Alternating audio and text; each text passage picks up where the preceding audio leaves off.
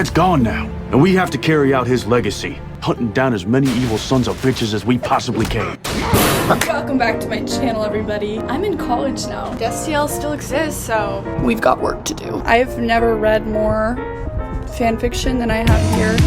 I was worried when I got here that it was just gonna be like too busy to do that. I started this one destiel thing when I on my first day. It was called Maybe Sprout Wings, and it was the most Omegaverse a person could ever get. Hunter Encounters by Iron Girl Ostringer. POV. You've only been hunting for about a year, still a rookie by all accounts. Early on, you crossed paths with the Winchester brothers. Somewhere along the line, they became more than just allies. They started to feel like family. And Dean, well, Dean's just gonna do what Dean does best. Bruh. Eventually, you all went your separate ways, chasing down your own monsters and demons. But now something has gone wrong, and you find yourself needing the Winchester's help once again. How does that have to do with Cass? Also, a quick little interjection. I just wanted to say that Zeke21 responded to my comment on their fic, and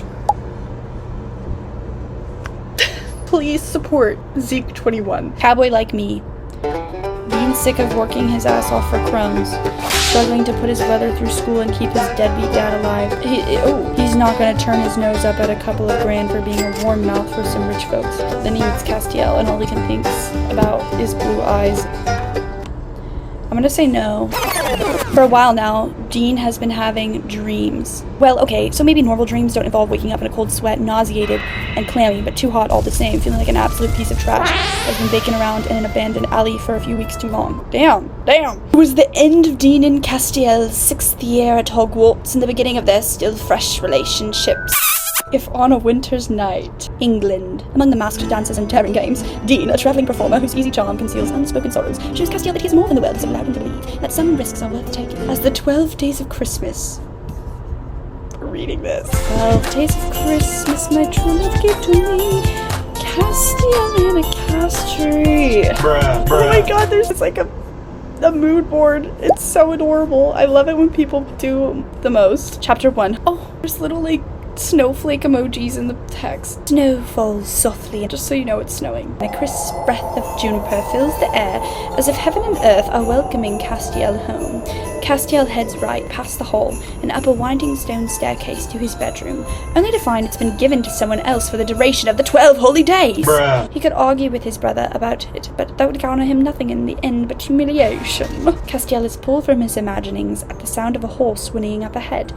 He sees the old stable master, whose gaze is fixed somewhere beyond, looking off in the direction from whence Castiel came. Excuse me, sir. I was told that young Master Castiel has come home. Castiel chuckles. Gadriel smirks, turning fond eyes upon him now.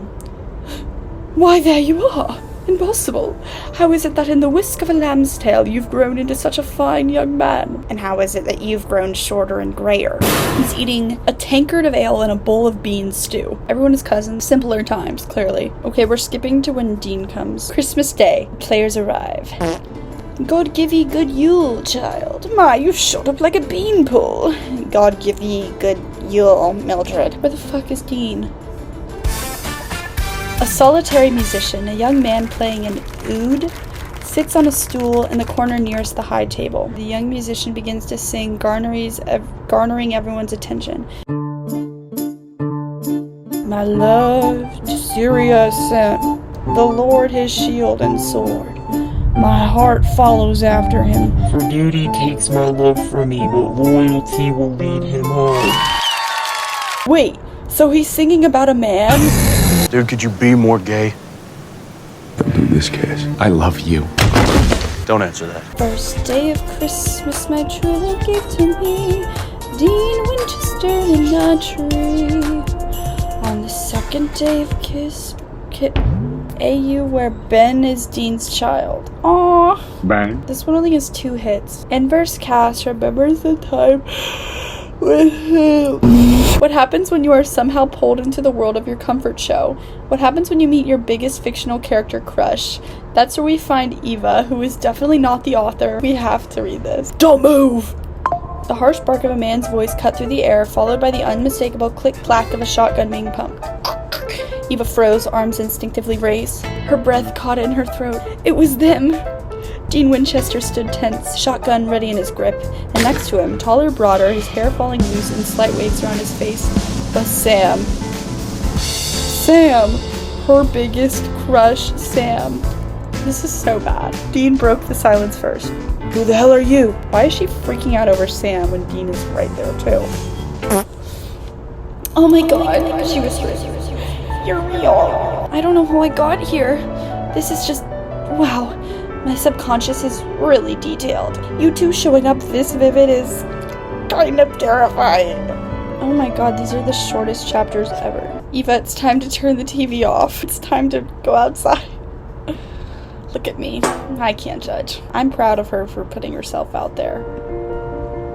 We're gonna read Maybe Sprout Wings. That was the goal. That was always gonna be the end. So if you don't know Maybe Sprout Wings, it's basically A Little Life, but destiel. That's literally it. If you've read A Little, it's that. Ghosts and clouds and nameless things, squint your eyes and hope real hard, maybe sprout wings. Oh, you thought you were reading it with me?